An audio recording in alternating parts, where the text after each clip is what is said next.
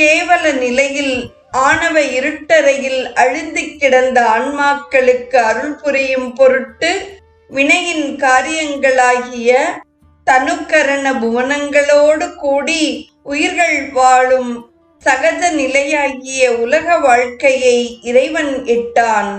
இது உயிர்களின் மலத்தை தேய்த்து சுத்த அருள்நிலையாகிய நிலையில் சேர்த்து தனது திருவடி அனுபூதி அடையும்படி செய்கின்றான்.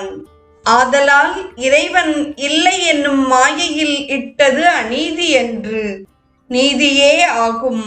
புகழறிய விளையாட்டு என்னே என் தாய், புன்மை அறிவுடைய என்னை பொருளா பண்ணி இகழ் விளைக்கும் மலமாயை கண்மத்தூடே இடருறவும் செய்தனையே இரக்கம் ஈதோ என்று தாயுமானவர் கூறுகிறார்.